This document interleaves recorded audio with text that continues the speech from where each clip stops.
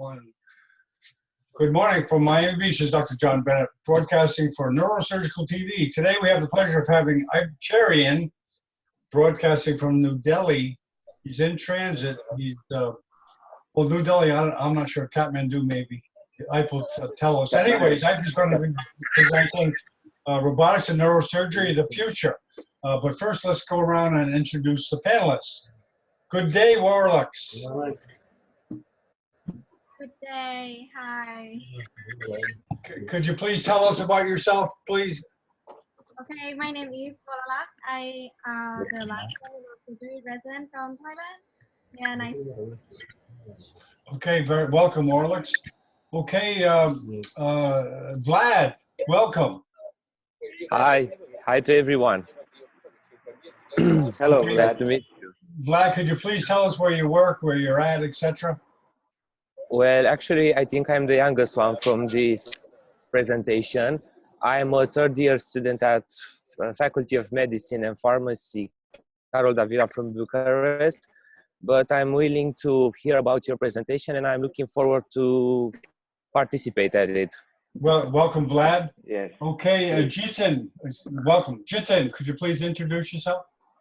Hello, my name is Jitin Bajaj, and I'm working as a fellow in functional neurosurgery at AIIMS Delhi. Welcome. Thank you for inviting. Welcome, Mogi. Mogi, can you hear me okay? Could you please introduce yourself? Mogi, can you hear me? You're muted there. Well, I guess we'll go on to Ibrahim. Sorry, a little confused here, folks. Igor, can you hear me? No. Okay, Iype, we have the head of the Russian Student Federation. Ibrahim, could you please introduce yourself? Yes, hello. I am Ibrahim. I will starting residence soon in Federal Center of Neurosurgery in Tumen. Oh, Ibrahim won the neurosurgical skills contest, Iype, in Kaiman. Okay, Eugenio, introduce yourself. Unmute and introduce yourself, please. Eugenio, can you hear me? Do you hear me? Yes, we can hear you. Hi, how are you? My name is Eugenio Cerezo. I am from Venezuela, neurosurgeon. Currently, I am doing the fellowship with Dr. Cherian in school-based and vascular in Nepal. And you went to Malaysia with Iype, correct? Yes, yes. Very good. Okay, is anyone else?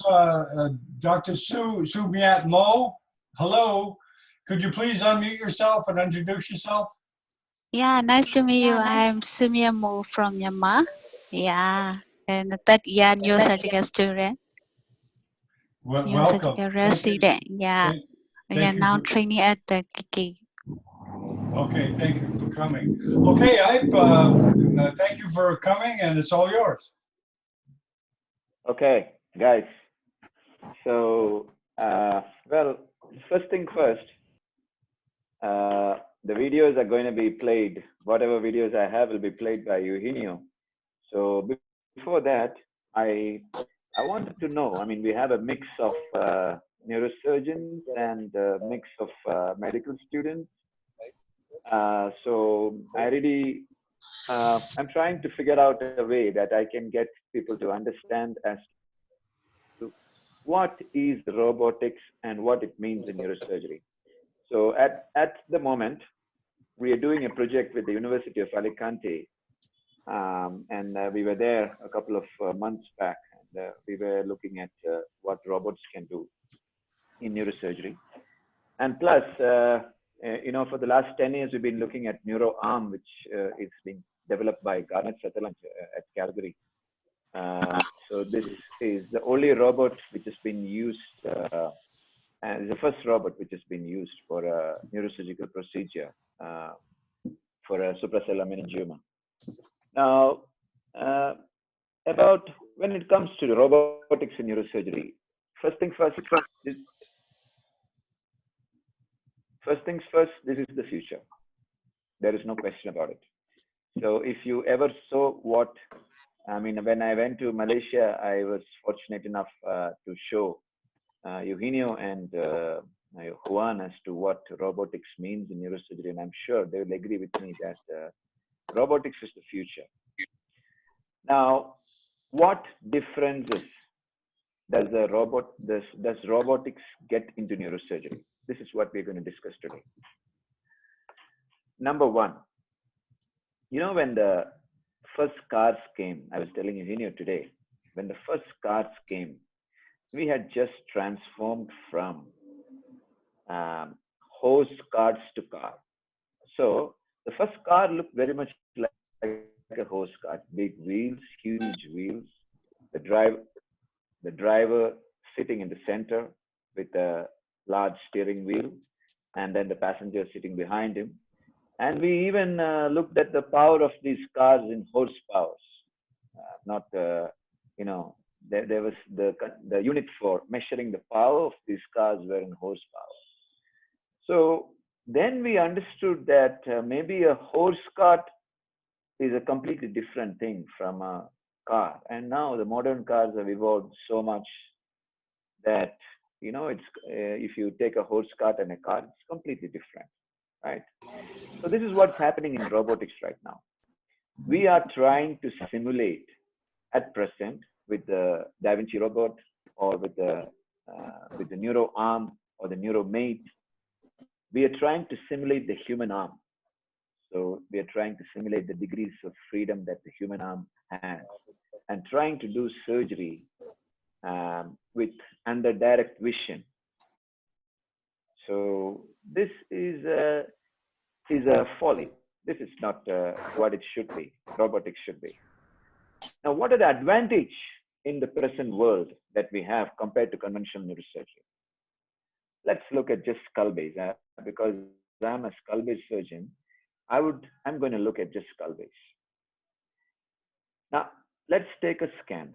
Let's take a CT scan, let's say 0.3 or 0.4 millimeter scan, very high resolution scan, very thin scan.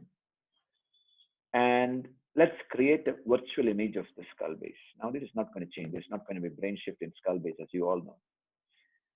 Let's take the scan, reconstruct it, and now I want to do an anterior petrosectomy. Okay, I want to do an anterior petrosectomy. For a human to do an anterior petrosectomy, I will need to do a subtemporal craniotomy, go underneath, and retract the brain so that I get a corridor towards the anterior petrosectomy, then do the anterior petrosectomy. But for a robot to do an anterior petrosectomy, how do you think? I mean, I want all the young minds to pull in and tell me answers on this one. Okay, how do you think a robot can do an anterior petrosectomy? How big a window do you think a robot would need to do an anterior petrosectomy? Does it even need to come from the top? Can it figure out where the carotid is? Can it figure out where the GS plane is? So, I mean, if you put in a human hand-like robot to do an anterior petrosectomy, this is a folly. This is a complete folly. So, from the surface, the robot could go literally perpendicularly. If you mark out the anterior petrosectomy on a scan, the robot can do it through a 2 into 2 centimeter window. The complete petrosectomy will be complete, and then you can access whatever is inside. Now again, the second thing, in conventional neurosurgery, what we are doing is you have the optic nerve here, you have the carotid here. You're looking from behind, and then you're going into the basilar. But with the endoscopes, the need for these has been mitigated. So with the endoscope, you can go right into that window, and then you can work. Your world is, you don't have the carotid or the optic there. You are inside this world. So this is called the immersive experience. So the robot can do that as well. So the dynamics of robotic surgery is completely different from that of conventional surgery. This is the first thing that anybody has to understand. So if you compare robotic surgery with normal surgery, it's like comparing apples and oranges. Now let's see what we can do when we are opening. Now all these things, we are in projects with these different universities. We are trying different patents. In fact, I'm going to Brazil. I'm doing a keynote lecture on robotics, 45 minutes on robotics, where we can show our patented videos and everything. But the point is, the first thing first, let's look at conventional neurosurgery. How much time do you think the robot will take to open the skull?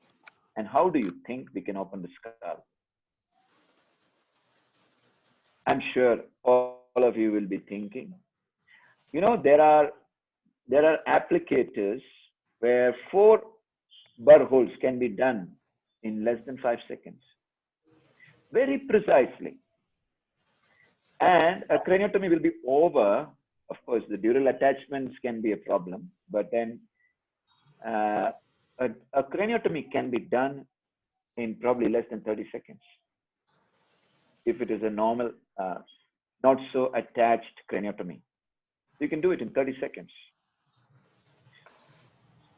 After that, the dural opening that you need, say for example, let's say a cystinostomy or an aneurysm clipping, the windows can be expanded for the endoscope by something like a Foley's catheter, robotically controlled Foley's catheter on both sides. You can advance an endoscope which has an ultrasound probe on it. You can advance it, and then you can see from side to side. On top of that, you'll be doing that on a virtual image, which means you can see from outside, you can see from inside. You will see where the endoscope is, and you can also see the endoscope view. And the robot can advance it. After that, you can get into the aneurysm. You will have proximal control because you will have a very small, thin rod with a clip, which is another tool. Now, Eugenio will show you how, in a rough way, how these tools can be. But there can be passive arms and active arms. Once you keep this arm, once you keep a small, very small tool as a temporary clip, you don't even need to clip the artery before you get into trouble. So if, I mean, let's say we're clipping an ACOM aneurysm. So if these 2 small arms go in and they are around A1, you can clip the ACOM. I mean, you can dissect the ACOM without any fear. And when you need to decrease the tension, you just ask the robot, and there are pressure sensors. I mean, now pressure sensors are a big thing in robotics right now. So you can have pressure sensors where the robot will pinch the both A1 with whatever pressure you mention. It will pinch, stop the bleeding. You can dissect your aneurysm and put the clip. And the space that you need for this is literally nothing. Let's say we are doing a city angle tumor. You need only a 2 by 2 centimeter window. You need 4 or 5 millimeters of opening of the arachnoid. And then you mark out the core of the tumor on the scan. And what will happen? The microQser will go in, take it out in less than 30 minutes. I mean, if you want to be really slow, 30 minutes is all it takes. And then you can put in the next tool and start peeling. And all can be, now people are doing surgery, CP angle surgery with endoscope assisted microsurgery. I'm not sure if the medical students would know it, but I'm sure the neurosurgeons would know about this, that they're doing They are even shifting into completely endoscopic CP angle surgery. So with this, what the robot can do, I mean, a micro accuser inside, you mark the area inside, and the accuser would take it in a matter of minutes. And all you would have is the capsule. And again, peeling, you would have pressure sensors. You can put a tool for your nerve stimulation along with your suction or along with your peeling tool. So you would know where the nerves are electrophysiologically, you would know virtually where they are, and the endoscopic view also would be there. You see the enhancement. It's, I mean, it's not like the present where the surgeon has to do at least 30 or 40 CP angles before he kind of figures out where the nerves are. Here, the beginner would know where the seventh nerve is, where, and you would have the endoscopic view as well as the electrophysiological view. When I say electrophysiological view, you know, there's a Lausanne group who has charted out the entire seventh nerve with just electrophysiology. So with electrophysiology, with the voltage and the response that you get, they can chart out the fission nerve. It can easily be done on a robotic tool. So that's about CP angle surgery. I mean, aneurysm surgery, I was just telling you. Any tumor surgery, the window that you require would be nothing, literally 1 centimeter by 1 centimeter. Now, as being a devil's advocate, what happens if there is severe bleeding? Again, if you know where the carotid is, if you know where the basilar is, from the cisterns to access them for a robot would be nothing with a virtual view. If you have a virtual view, if you have your pathways clear, if you know where your bony landmarks are, believe me, you can access it very simply. Stopping the bleeding or opening the cisterns or draining the blood becomes much more easier. Once the level of skill goes up, then tumors which are supposed to be inoperable, you know, Garnett's neuroarm, they were looking at a pincer which can literally catch molecules. I mean, I'm talking about like nanoparticles. This pincer, the tumor remover, can literally remove such small parts at very high magnification. You go to, now you're using the microscope, which is at max. I mean, we use the 40 microscope for anastomosis. So in the Pentero, we have put a 3-step magnification and plus the Pro Mag. So we have 40 mag. Now, 40 mag will be nothing. You can go to 100 mags. I mean, you could go to maybe 200 mag and then remove tumor, tumors which are supposed to be completely inoperable. Combine laser with it, combine Cuser with it, and you can remove faster, more efficient. So this is what robotics will do in the future. Now, we've had almost 100 years of neurosurgery without, I wouldn't say 100 years of neurosurgery. So let's say 50 years. I was with Professor Yasagil just a couple of months back, and he was talking about the introduction of microneurosurgery. So when microneurosurgery came, it changed everything. Now we're looking at robotic neurosurgery, which will give us a virtual image, which will give us a real image, and which will give us all assistance like electrophysiology, ultrasound, guided imaging, everything else. Now, I'll show you a video on a visualization device. It's just a very rough prototype. I'll ask Eugenio to share the screen and show this. Eugenio, can you please share the screen? This is just for visualization. Yes. But it is just to show you what robotics can do. Yes.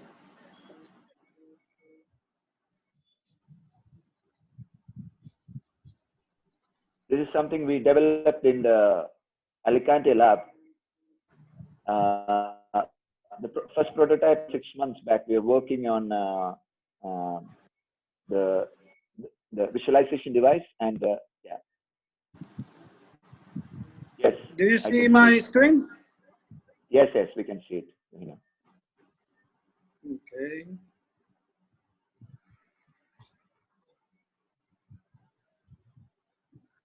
Yeah, excellent, excellent. Wow, that's great. Yeah, this is something that we have been working on in Alicante. So on one arm we have the endoscope, and one arm we have the microscopic one camera.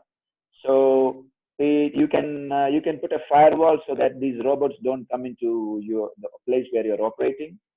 And I mean, right now we are using very simple, very cheap cameras to see how they can do. And you can even control them with your head movements. You can control them with a joystick. You can control them with head movements. So, and you can, with 3D glasses, once we have a White-Tom 3D camera, we can see it in 3D, I mean, on your glasses, not on a screen, but in your glasses. And wherever you move your glasses, the robot will move there. So now Alvaro will show you how you can, you can move your glasses and, see, I mean, the robot will follow you where you're looking.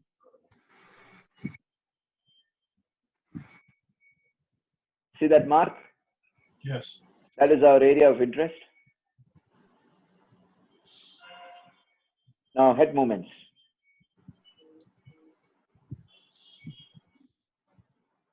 See, Alvaro is moving his head, and with the glions on the glasses, you can the robot will move.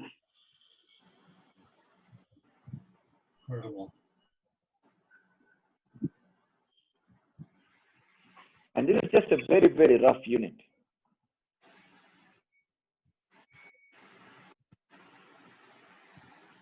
The only problem we have right now is the funding. I mean, funding is, I mean, because this kind of things with the robotic arms will run into, not millions, billions of dollars actually. So that is the only issue right now we have. So we are trying to collaborate with some big companies. This has been a stumbling block till now. So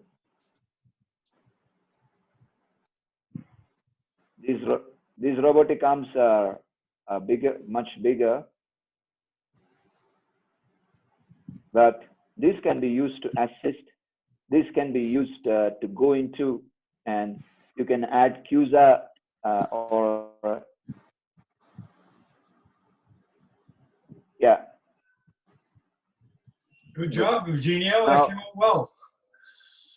You're welcome. Right. Right. And I would advise you, I mean, I wouldn't want to show you the neuroarm because the neuroarm is on the YouTube. So Garnet has been working closely with us for the last 10 years. And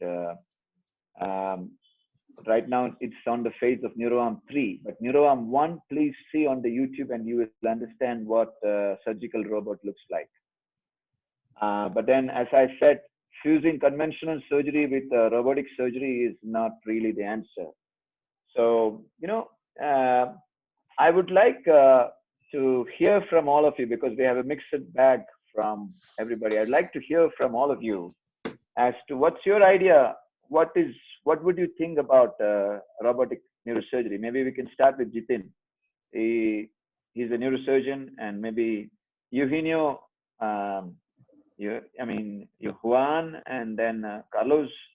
All of you can tell me what you think about it. And then in about a week, I am presenting in Brazil. Once I present, I'll be happy to show those videos also to you. I mean, so maybe you could, I mean, instead of talking too much, I can ask all of you as to, because the robotic neurosurgery right now is in its infancy, for sure. Because we have a lot of, unfortunately, we have a lot of p-value guys in the world. And, because of these p-value guys, whatever thing you develop, you need ethical committee, that committee, and 100 committee. By the time you clear a committee, it'll be 10 years. And it'll be time for the next product. So that is what is happening in robotics right now. So by the time you clear an FDA or whatever DA, and then the p-value guys get into this, the robot will be old. That's what happened to neuroarm. I hope we are able to bypass this. That's why we started with the visualization device. With the visualization device, since it can be classified like a microscope, you don't need a lot of you would need, but you wouldn't need a lot of FDAs and all that. But at present, we are doing this, but we are going into the passive arm concept very soon. The passive arm concept is what? So, for example, the robot can hold a suction for you. So, for example, if you want a suction to be held in a particular place, the robot can hold the suction for you and stay there. You could move it a little bit, you could regulate the suction, and it will be your extra arm. Supposing you want to retract the carotid to a little bit, you can ask this robotic arm, very little signature. That's the beauty of these things. So there will be no footprint at all. So these things can come in and hold the carotid to one side. And then you can go in with a QSA, while this QSA can go on taking out, while you can put two suctions into the field again. Very little footprint, very little footprint. Okay. So these are the usefulness of the present. I mean, this is what I see in the next 1 year or 2 years to be coming up. So virtual imaging, number one, virtual imaging for skull base for sure. Combining virtual imaging with real imaging, that is the endoscope, and probably something like a white tone 3D. After that, combining robotics to this, just like I showed my video with the Alicante, combining robotics to this, passive arm technology. Passive arm, which is for assisting the surgeon. Well, a complete robotic surgeon to happen, it will take a long time. Okay, so maybe AI and singularity, when it happens, maybe, but not now anymore. So when you think about robotic surgery, you should remember that number one, conventional neurosurgery and robotic surgery are two different things. Number two, because of the huge regulations and problems with funding, the ideas are merely limited right now to visualization. Second thing is passive arm assistance, and of course, new things are coming in. So I would like to ask everybody as to what you would. Well, there is a different type of robot right now, which is called a holding or a passive robot, which means like a ROSA, where you can get this robot to an XYZ plane, and then you can do a biopsy, or you can put in a DBS. This is not really robotics, okay? It is stereotactic mechanism, all right? This is not robotics. A robot means movement, degrees of movement, okay? And independently during the surgical procedure. So a passive robot, a passive arm, which can be manipulated in XYZ space, is not exactly a robot, all right? So I wouldn't really consider ROSA, or just now what the video that I showed you, that our robot is not a passive arm. You can move it actively. So it's not, of course, it works on coordinates, but during the surgery, if I'm looking here, I can move this robot to wherever I want it. So that is what I would call robotics.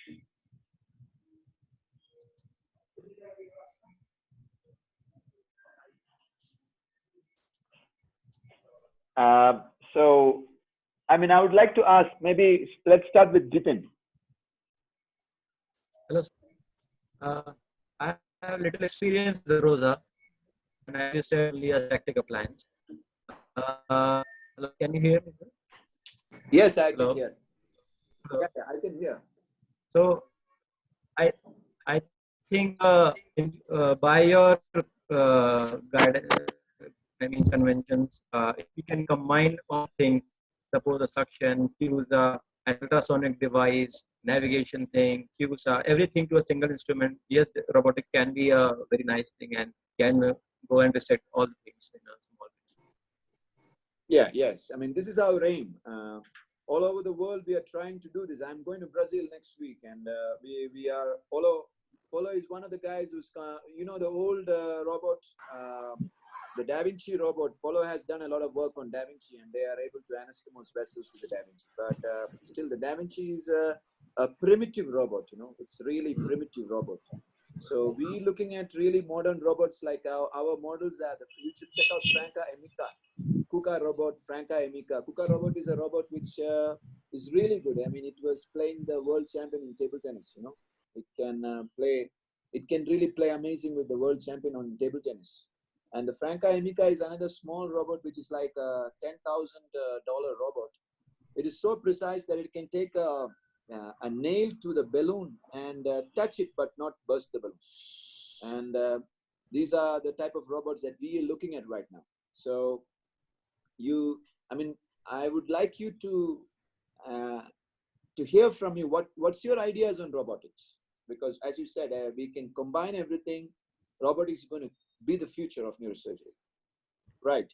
So maybe Carlos?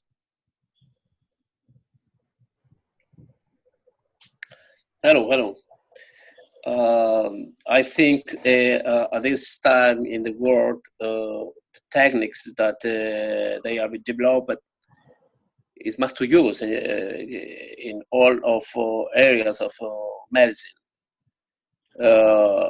But it's important to mention that neurosurgery is come to be to use these kinds of techniques. But I think so.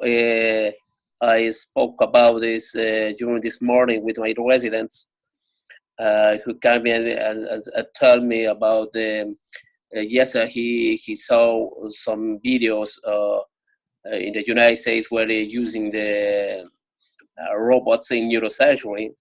I told to him that it's possible, but maybe in a little years in the future, we will maybe we will not need the neurosurgeons participate. Maybe the radiologists maybe do it alone. but I think we must adapt to a new era, a new time, new techniques, new knowledge. But all of this will be guided for assure the patient security, I think. Yeah, absolutely. Yes, Jitin? Go ahead, Jitin. Unmute yourself. Unmute. I think with increase, we can devise new approaches also with robots. Yes, absolutely. I mean, this is something that I'll be talking about. I mean, lymphomas, periventricular lesions and all that. These robots are going to be amazing. Okay, it's completely, I mean, it's something that you cannot even think about. You can literally go through a third ventricle and do a cystoscopy. So I was thinking, you could go through the third ventricle, open the floor of the third ventricle and do the entire cystoscopy from there. So, I mean, the approaches are going to be completely different from what the conventional approaches are right now. Yes, of course. Eugenio, Ali, and Igor, and Waralax, all of you are welcome to talk about what you think. Because the era is going to be yours, because we are surgeons who have been operating for 10 years with no robots, nothing. But now the kind of advancements that are coming in, I believe that this is the future. This truly is the future.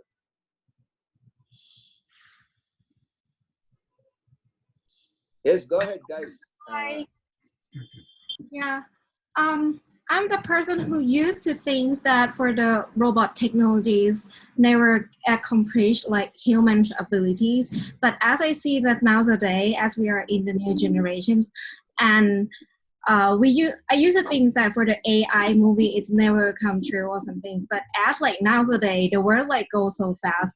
I think that instead of like be feared of that things, we like, especially for the like maybe older generations, you should be open to accept this more, because in our new generations, just like in my generations, I born with this type of thing. So the people who don't know computer, they will have less abilities to get the knowledge from this. And even right now in Thailand, we but we have a small number of the hospital that have the robot, but it's not in my hospital, but in Bangkok. I see and robot nowadays, not even in the neurosurgical world, they comes and involved with many fields. And I think for me, I mean, I used to against this, but I think for me, nowadays, human can do anything. So I that maybe it takes for like 10 years, that as you say, few years. But the point for my problem is, for my idea right now, maybe it's only be used in the like developing countries, like in Europe or the country, few years. But the point for my problem is, for me, like in the future, maybe robot might be useful for the country that don't have many number of the neurosurgery.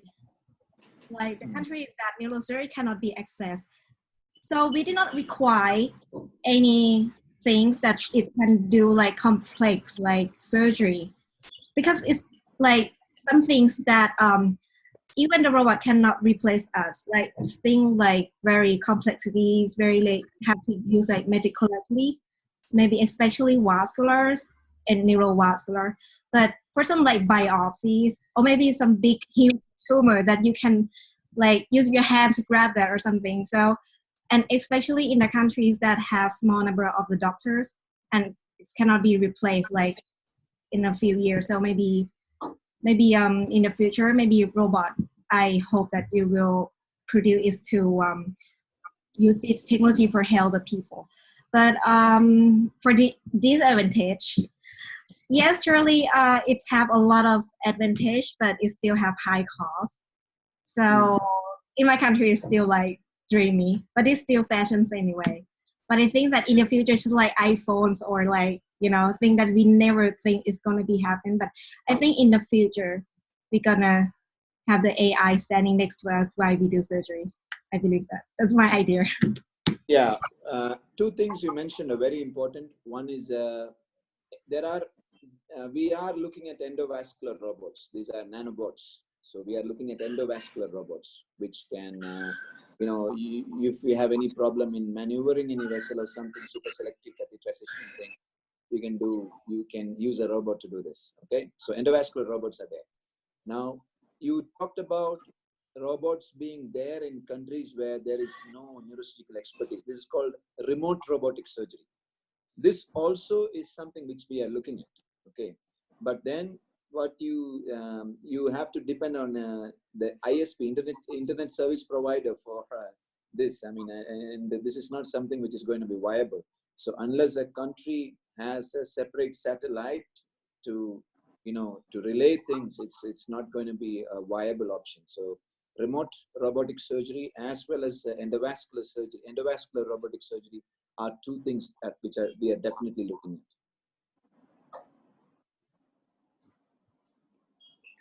And yes, somebody else, please, Igor or Ali or Eugenio or Juan. Or... More comments or questions for Iype?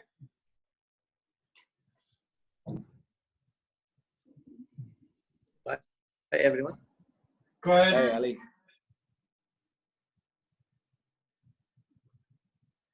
Go ahead.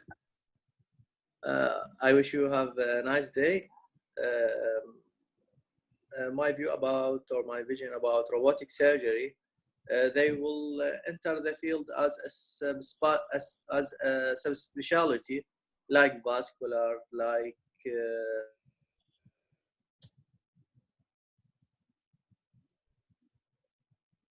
You're losing the audio of Ali. Ali's temporarily frozen. So, go ahead, Ali. sorry, Go ahead. I think all thing is about the. Sorry.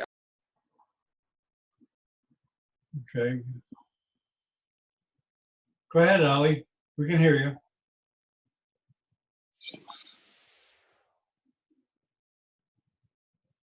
Hope we're having audio problems with Ali. Yeah, Ali seems to be. Ali was there when I was in Istanbul with Professor Yasagil. and Ali was in Istanbul maybe 1.5 months back, and I was showing our robotics videos to Yasagil, and he was so excited. You know, he's nearing 90, and the man was so excited. So to see what we are able to do in robotics, but he told the same thing. By the time the robots will clear FDA and all these stupid authorities, because if you want to launch a phone, you can launch anything. You know, even if unless you want to launch a phone with a machine gun or something, you can launch any phone anytime. But to launch something in the medical field, you know, it takes so much time, because you have to go through all these agencies. And by the time you are done through these agencies, after spending so much of money, then, you know, it's almost, I can assure you, it's not an exaggeration. It's around 10 years by the time you can launch a product. And when you launch it, it's already, you know, it's idiotic, because I used to think why Medtronics is launching such a idiotic navigation. But then when I got involved here, I understood that this is the problem. Because unless FDA or some European agency involves, I mean, they accept it, it's very difficult. But now I hope things will change fast, because now robotics is changing the whole scene right now. People are excited.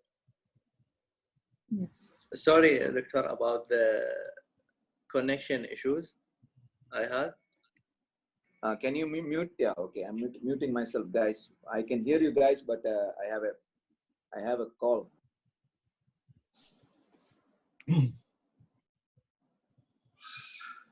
Okay, more comments or questions for Iype?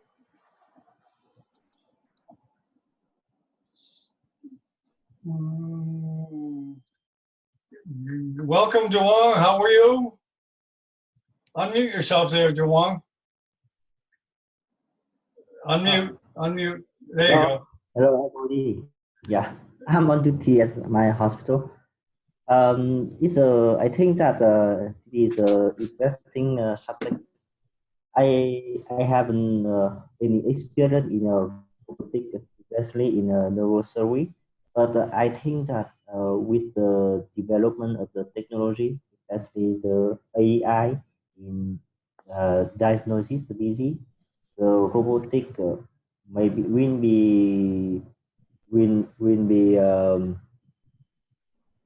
be stronger. But I think that it needs the time to know the advantage and disadvantage of the robotic surgery. Thank you. You know, I imagine, I'm not a neurosurgeon, but I imagine that simple procedures, people will start with simple procedures with robotics. Do you think that's true, Warlicks? Things that are very simple, that someone would start with something in neurosurgery. What procedures would you consider the first ones to be done with robotics? Oh, everything that involved with radiations, like spine case that I see I experienced one time, have like small robot and help the neurosurgeons to put the screw in the spine. Yes, so it's more precise because it's used real technique too. So you think that type of procedure would be the first one that someone would orient themselves to robotics? Yes. Okay. Yeah, but I used to think like funny things, like maybe if I see, because doctor he's mentioned about like robotics in his meaning, it doesn't mean that only existing, but it can operate maybe like a doctor itself, but maybe I don't know, but I see movie or maybe some documentaries that nowadays our engineering are really good, so maybe how about they can produce some robot that but it's kind of like a feeling of humans, but do it under an operate of human. So maybe sometime we can do operate at home. I don't know. Oh, okay. Yeah, Iype, are you there? Are you there, Iype? Could you hear me? I had a question. Iype, I guess. I'm hearing you. I'm hearing you. Okay, you hear me? Yeah, I have a question. Iype, do you foresee, since technology is not diffusely present in the world today, do you foresee a surgeon from a center operating remotely, robotically? Yes, it's possible. It's completely possible. The only thing is there should be another surgeon where the operation is taking place, and this robot can assist or teach or maybe supervise the other surgeon who's doing the surgery. So this is possible. But to operate alone, I don't think FDA would ever allow that in the next 100 years. Right. There has to be a neurosurgeon in attendance.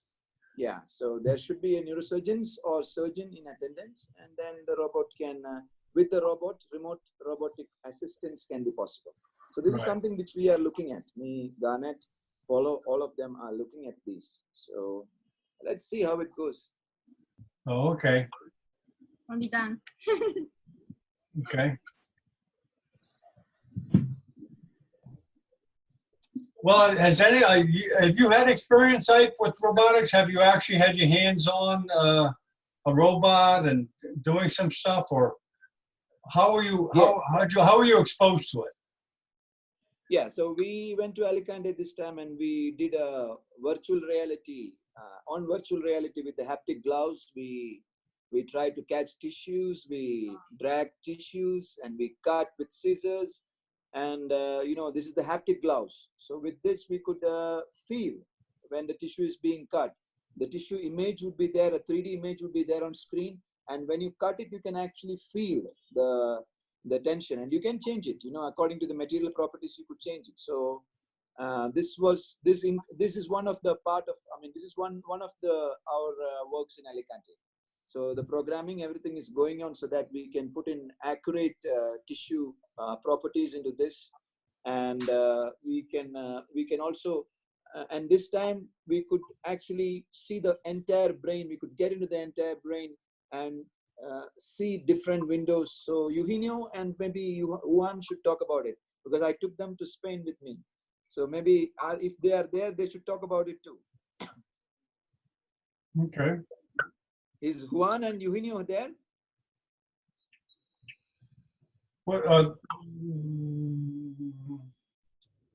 Okay, Carlos, is there in Barcelona? Is there a robot in the academic centers there in Barcelona? Do you know? No. In Alicante. Alicante. Yeah, I know Alicante, but in our center here in Barcelona, we are not have at this time any kind of robot assistance. Okay. But maybe in a few years, maybe they will. I suppose they will be implanted here too. But I think it's important to know that the technique is coming, the development is coming, but we need to adapt to another kinds of surgery, new techniques. We must to teach the peoples too. So it's not on a simple things that we can say that we have a new instrument, we have a new technique, we have a new accessories for the surgeries, but we need to prepare, we need to educate the specialties, the doctors too, who will be use these kinds of techniques. So it's not a very simple way for the implantation of these kinds of techniques. It's important that always we need that the first people who are doing that, who will take on a good experience, and they will be give at their experience for the people, and we will be learned for these kinds of surgeries. Carlos, you are in Barcelona? Yes. I was there maybe 1.5 months back. I went to the Sagrada Familia. Amazing place, really amazing. Yeah, this is on a very amazing place. Yeah, I know. Well, you know, could you let me interject something? Your friend Garnet Sutherland has done extensive work in robotics. Yes. Could you please comment on his work and how you met him, etc.? Well, Garnet, when we started cystonostomy, Garnet was one of the big critics. So I called Garnet. I told him, come to the department, see cystonostomy, and then decide for yourself. So I didn't know that Garnet would just fly down. 10 years back, he just flew down to the department. And one fine day, he told me, I'm here in the airport. Can you come and pick me? So that is how we met Garnet. So then he was there in Nepal for a month. So we went for trekking and we became very good friends. And it's funny that Garnet's birthday, my birthday, and his daughter's birthday are on 27, 28, and 29th of. Well, you know, we hope to have Garnet on here sooner or later. I will invite Garnet. I mean, you should know a few things about Garnet. He's, you know, he was.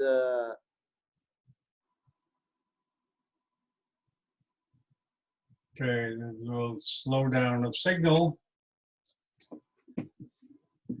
But yeah, can you hear? Okay, Iype, go ahead. Can you hear me, Iype? Can you hear me? Yes, we can hear you. Yes, we can hear you. Let me just comment. One thing that didn't hinder Garnet from using robotics is the cost, because he basically was funded by NASA, the big space agency, correct? Garnet is one of the very few civilians who is a Hall of Famer for NASA. You should know that.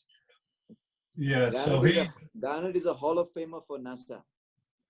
Yeah. So he was his robot, and the International Space Station. There is a robot in the International Space Station. They have similar routes. So Garnet is somebody who can walk into NASA anytime.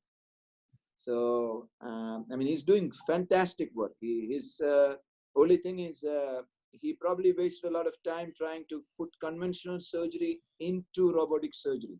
So this is where I differ. I believe that like cars, horse carts change from cars. You cannot have conventional surgery in robotic surgery. So the view is completely different. So it's a radically different thing. So that is where we differ. So we're trying to put in things where these arms, robotic tools are extremely small with very low footprint.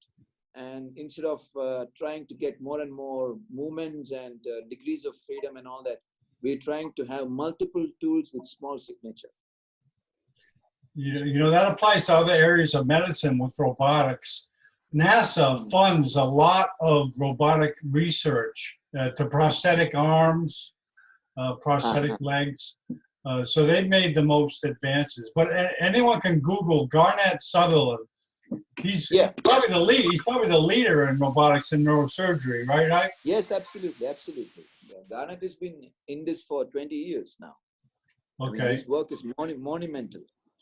The kind of experience they have developed an intra-open MR where the surgical robot can stay, and they have developed even ceramic clips so that it's MRI compatible. Aneurysm clips are ceramic clips. Well, yeah. Hopefully, we'll have them on eventually. Their work is really monumental. Yeah, we did interview him one time. Yeah, yes. I'll ask Garnet to present one day.